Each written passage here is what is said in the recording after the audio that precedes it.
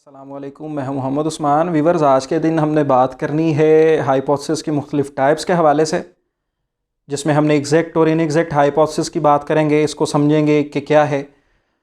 और उसके बाद फिर हम जो प्रोसीजर होता है टेस्टिंग ऑफ हाइपोथेसिस का, उसमें जो हम बात करते हैं नल और अल्टरनेटिव हाइपोथेसिस की, ये क्या होता है, किस तरह से बनाया जाता है, इसको तफसील के साथ देखेंगे।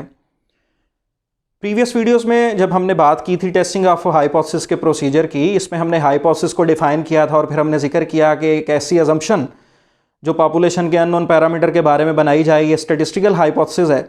और उसमें फिर हमने डिस्कस किया कि हमारे पास इसकी दो मेजर टाइप्स हैं, सिंपल हाइपोथेसिस और कंपोजिट हाइपोथेसिस।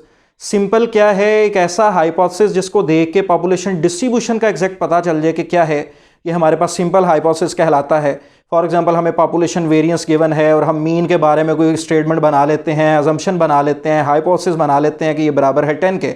तो वेरिएंस का भी पता है, मीन के बारे में भी हमने हाइपोथेसिस एक बना लिया और इस हाइपोथेसिस को देखते हुए वेरिएंस की मौजूदगी में हमें डिस्ट्रीब्यूशन का आइडिया हो गया, तो ये हमारे पास सिंपल हाइपोथेसिस है। जबकि इसके बरक्स ऐसा हाइपोथेसिस जिसको देख के हम पॉपुलेशन की डिस्ट्रीब्यूशन के बारे में एग्जैक्ट ना डिफाइन कर सकते हो क्या है, ये हमारे पास कंपोजिट हाइपोथेसिस कहलाता है, जिसमें पॉपुलेशन के दूसरे पैरामीटर्स का अननोन होना या और मुख्तलिफ कंडीशंस हो सकती हैं, जिसकी बेस पे हम गिवन हाइपोथेसिस को कंपोजिट हाइपोथेसिस का नाम देते हैं।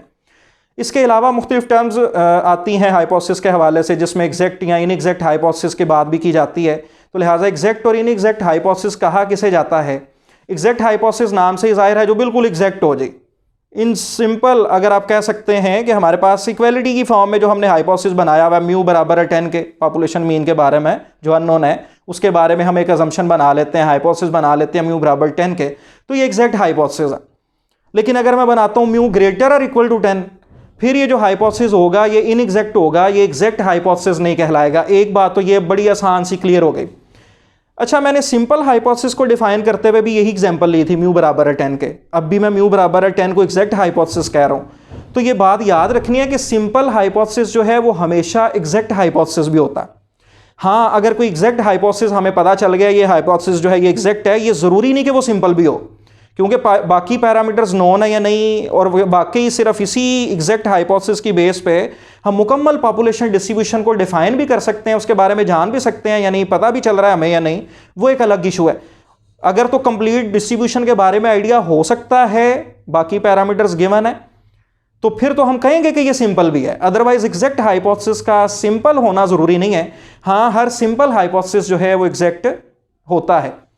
उसके बाद हमने इनएग्जैक्ट की भी बात कर ली कि अगर म्यू ग्रेटर देन और इक्वल टू 10 है या म्यू लेस देन हमारे पास 10 है, तो ये जो हाइपोथेसिस की बात हम कर रहे हैं ये हमारे पास इनएग्जैक्ट हाइपोथेसिस कहलाते हैं। तो ये बड़ी आसान सी जस्ट थ्योरी के हवाले से बात आती है पढ़ते हुए, इसलिए हमने इसको डिफाइन कर लिया ताकि समझना आसान रहे। और इसको हमने फिर रिलेट कर लिया सिंपल और कंपोजिट के साथ। अब आपको क्लियर हो जाना चाहिए कि सिंपल क्या होता है और एग्जैक्ट क्या होता है। सिंपल हमेशा एग्जैक्ट हो सकता है, लेकिन एग्जैक्ट के लिए जरूरी नहीं है कि वो सिंपल हाइपोथेसिस भी हो, वो मुकम्मल डिस्ट्रीब्यूशन के बारे में भी आइडिया दे। उसके बाद हम बात करेंगे, हमारे पास जब टेस्टिंग का प्रोसीजर कर रहे होते हैं तो हमारे पास 5-6 स्टेप्स का एक प्रोसीजर है। जितने कम स्टेप्स में याद रखेंगे याद रखना आसान होगा, तो लिहाजा ये 5-6 स्टेप्स का प्रोसीजर है जिसमें हमने ये सारा टेस्टिंग का अमल करना होता है। जिसमें सबसे पहला स्टेप हमारे पास होता है हाइपोथेसिस की फॉर्मेशन, यानी हाइपोथेसिस बनाना। और ये हाइपोथेसिस दो हम बनाते हैं पहले स्टेप के अंदर। पहला नल हाइपोथेसिस कहलाता है, जिसको H0 से जाहिर किया जाता है, और दूसरा हमारे पास अल्टरनेटिव हाइपोथेसिस कहलाता है, जिसको हम H1 से जाहिर करते हैं।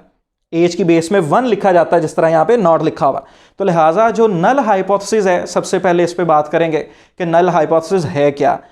फॉर एग्जांपल व्यूअर्स, हम पॉपुलेशन मीन के बारे में जानना चाह रहे हैं और हम कह देते हैं कि पॉपुलेशन मीन बराबर है 0 के।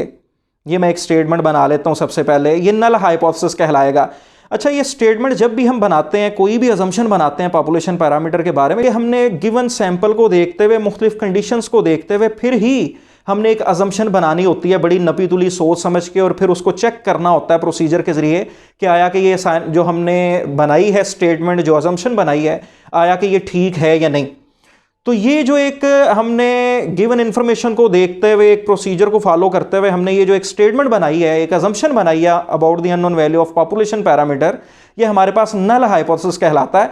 और फिर हम जब ये बना रहे होते हैं तो हम इसी अजम्पशन के साथ बना रहे होते हैं कि ये ठीक भी होगी, और फिर उसको चेक करते हैं, टेस्ट करते हैं गिवन सैंपल इंफॉर्मेशन की बेस पर। तो लिहाजा फिर नल हाइपोथेसिस क्या है? अ स्टेटमेंट या any assumption about the unknown value of population parameter which is tested for possible rejection under the assumption that it is true. कि ये अजम्पशन होती है हमारी कि ये ठीक है हमने जो बनाया है, और फिर उसको वाकई चेक करते हैं सैंपल की बेस पे कि आया कि क्या इसके रिजेक्शन की कोई पॉसिबिलिटी है या नहीं, क्या इसको गलत कहना चाहिए या गलत नहीं कहना चाहिए।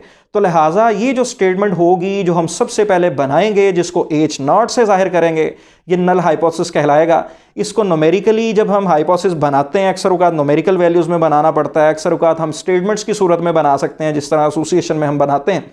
तो ये बात याद रखनी है कि H नॉट यानी नल हाइपोथेसिस में हमेशा इक्वालिटी एग्जिस्ट करती है। इक्वालिटी या फिर ग्रेटर और इक्वल या लेस और इक्वल का साइन इसमें एग्जिस्ट करता है।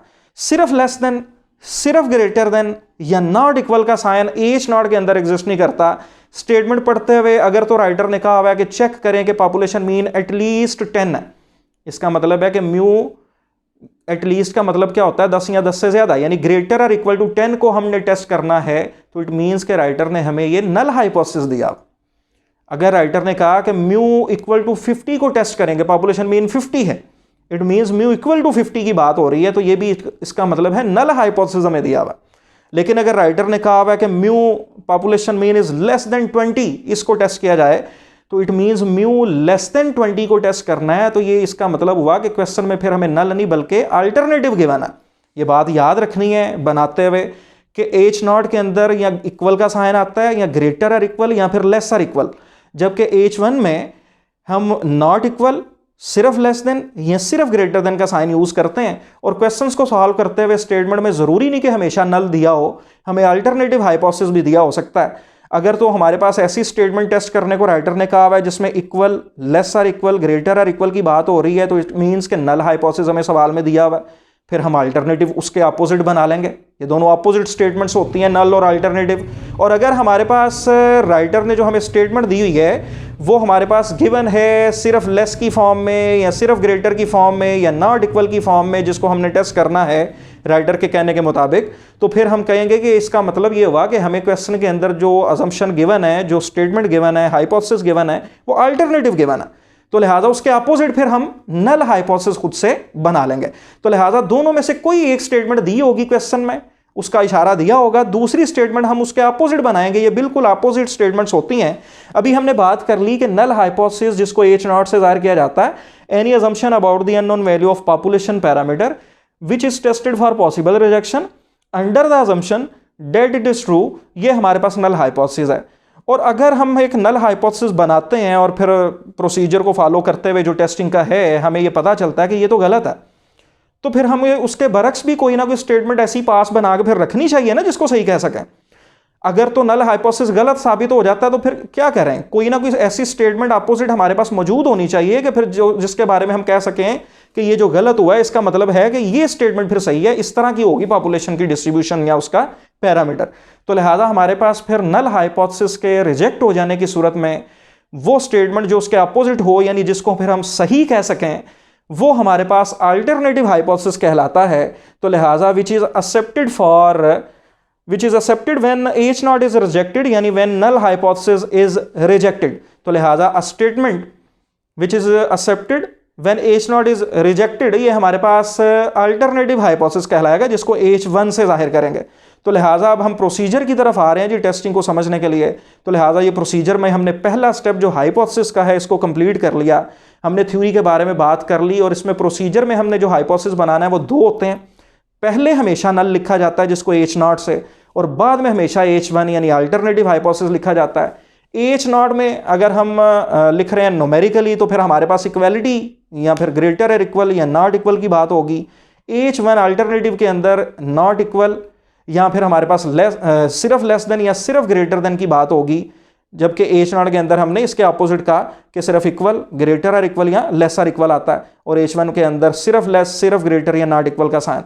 और इसकी अगर हम डेफिनेशन की बात करें, डिस्क्रिप्शन में अवेलेबल है, दोबारा से सुन लें कि हमारे पास ऐसी statement which is tested for possible rejection under the assumption that it is true, ये जो स्टेटमेंट होगी for the unknown value of population parameter, ये नल हाइपोथेसिस है। और इसके गलत हो जाने की सूरत में हम जिस बात को सही कह रहे होंगे वो अल्टरनेटिव हाइपोथेसिस कहलाएगा। यानी म्यू इक्वल टू 10 वाली बात अगर गलत हो जाती है तो इसका मतलब क्या है, mu not equal to 10। Mu equal to 10 वाली बात अगर गलत है on the basis of sample तो इट मीन्स कि म्यू नॉट इक्वल टू 10, और म्यू नॉट इक्वल टू 10 फिर ये क्या है, अल्टरनेटिव हाइपोथेसिस। अगर म्यू ग्रेटर देन और इक्वल टू 10 वाली बात गलत साबित हो जाती है, एच नॉट जो है, तो इसका मतलब क्या है कि म्यू लेस देन 10, और ये म्यू लेस देन 10 फिर क्या होगा, alternative hypothesis. Mu less than और इक्वल टू 50 अगर हमने एच नॉट बनाया हुआ ये गलत हो जाता है, इसका मतलब क्या होगा कि म्यू लेस देन और इक्वल टू वाली बात अगर गलत है, इसका मतलब है म्यू 50 से बड़ा है, लेस और इक्वल नहीं है बल्कि बड़ा है। तो ये म्यू ग्रेटर देन 50 वाली बात फिर अगर सही होगी उसके बरक्स, तो ये हमारे पास अल्टरनेटिव हाइपोथेसिस कहलाएगा। इस पे हम मजीद डिस्कस करेंगे टेस्टिंग के प्रोसीजर पे नेक्स्ट वीडियोस में। तब तक के लिए इजाज़त दीजिए, बहुत शुक्रिया, अल्लाह हाफिज़।